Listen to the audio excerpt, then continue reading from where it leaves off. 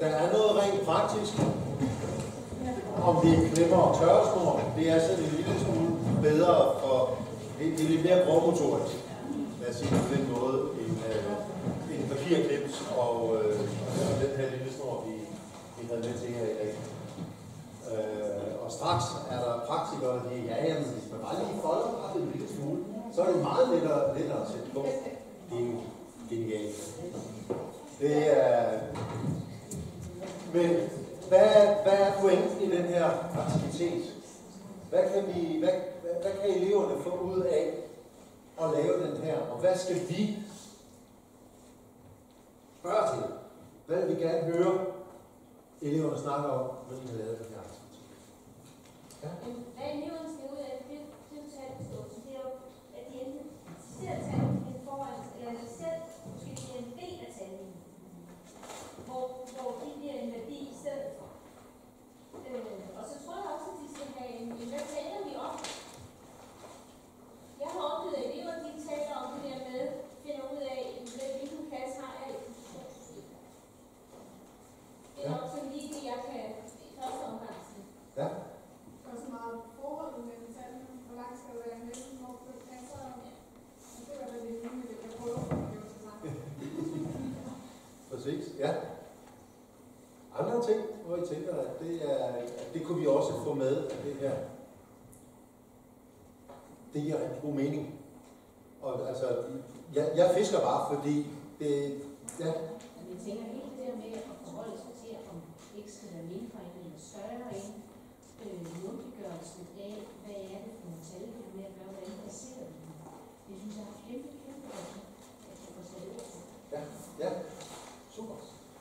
Du markerede også herovre. Ja, jeg var lidt tvivl, at vi snakker bare om selve korten. For nogle af mine elever vil det være meget svært at være, at de skal læse det op med ikke så mindre end større end altså symbolafkodning. Ja, og den tager vi lige bagefter, fordi der er en pointe der. Ja. Altså, man kan også kombinere den, altså lave den medbrygger, eller kombinere den med det som en kategori. Der er i hvert fald noget udvidelse der, i forhold til at basere på, hvor stor er den her cirka. Egentlig er øvelsen lagt op til, at det er læreren, der læser højt, og så eleverne, der skriver forskellige tal i grupper, på at de er måske grupper på 2 eller 3, som bliver enige om et tal, som de så går op og hænger på tøjsnoren. Enten på, altså der er jo 2 muligheder. Det kommer an på, hvor stor en tøjsnor I har. Fordi altså, hvis vi har 8 grupper, der alle sammen skriver 0, eller 1,5, så kan man sige, jo, så kommer de til at ligge lige oven hinanden, og så er der en enkelt gruppe, der skriver 1,51. Så altså, den kan hurtigt komme til at mudre til. Så der kan være en pointe i, at vi faktisk har nogle forskellige tøjsnore. Så hver gruppe har sin egen tøjsnore, men at det er læreren, der læser op, hvad det er, der skal findes af tal. Og så er det, altså den her med, at der er en, der skal stå og holde tøjsnor, det tror jeg, vi er også ret hurtigt enige om. Det er ikke brugbart som elever. Så vi skal gerne kunne på en eller anden måde hænge det op. Så der var ikke en tanke bag, at en står med? Nej, det er der ikke. Det var jer. Ja. Det var jeres barriere. Fordi altså, det er jo igen med, hvem er det, der skal, altså vi vil gerne have så mange i gang med samtalen som overhovedet. Ja? Så det her med at hænge ting på en snor, ville vi kunne få det samme ud af det, hvis det var en tallinje på smartboard eller whiteboard eller noget? Altså, jeg tror, der er noget taktilt i det, kan man sige. Og det her med, at man rent faktisk skal skrive tal, og andre skal kunne læse det. Det i sig selv er jo noget, fordi der er jo forskel på 1,23 og 1,32. Så det at selv skulle producere tallet, er i hvert fald vigtigt. Og det kan vi sige, det kan vi også godt gøre på et smartboard, hvis det er. Man kan også have tallinjer ude i skolegården, hvis det endelig er, og så skrive dem på der. Så på den måde, der er der jo variationsmuligheder i det rent praktiske. Ja. Men det eneste, det der er vigtigt, det er jo, at vi kun har start og slut. Ja. Ikke også? Og det jeg lige vil sige, det kan næsten være svært at finde på smartboard. Men ja. Men jeg synes også, at det er ret nemt at regulere tallene, når vi sætter på. Vi har gjort nogle gange med på fælles på klassen, og så når der er en, der sætter tal på, har jeg skrevet den, og så siger vi, at kan det blive endnu bedre? Ja, jeg synes, det skal justeres lidt til højre. Nå, men hvorfor synes du det? Så går de op og gør det. Ja. Det ville bare ikke være så pædagogisk, hvis de skulle viske hinandens tal ud. Nej.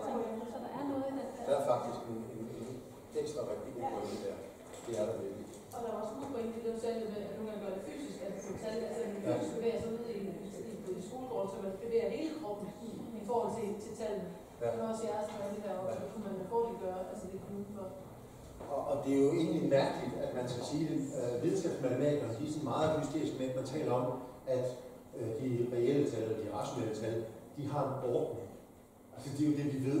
Ja, dem til venstre, de er mindre end dem til højre. Og det ligger så implicit i os altid, at det er sådan, det er. Men det kan faktisk være meget godt at i talesætte en gang imellem, at de store tal, de står altså lidt længere til højre, og de små tal, de står længere til venstre. Særligt når vi jo også begynder at arbejde med de negative tal. Så vi får de her egentlig meget implicite ting, får den ekspliciteret som en del af en øvelse. Vi har lige 10 minutter til at gå på opdagelse i aktiviteterne, og det er så omkring de negative tal. Fordi jeg tænker ikke, der er så meget mere at sige omkring de decimale tallene. Det er meget entydigt, så at sige, hvad det er, der foregår i fællesbogen og i øverbogen. Men vi har 2 sjove aktiviteter på henholdsvis side 39 og addition og subtraktion i negative tal, og så side 33, der handler om det her med at forstå tallene og se, hvor er det egentlig, de er placeret henne. Opgaven de næste 7 minutter, det er at kigge på de her 2 aktiviteter. Jeg tror, de får lidt hurtigt til at løse dem. Og så i stedet for at gå på opdagelse i, hvis I skal samle op igen, hvis I skal samle op på de her 2 aktiviteter, hvad er det så, I vil lytte efter? Hvad er det, I gerne vil have frem? Og hvor I er proportionen imellem de 2 aktiviteter på henholdsvis side 33, aktivitet 2, og side 39, aktivitet 3. Så Talling snakker om de 2, og så sige, hvad er det egentlig, der er på spil i de 2 aktiviteter der? 1, 2, start nu. Og I får kun nogle meget hurtige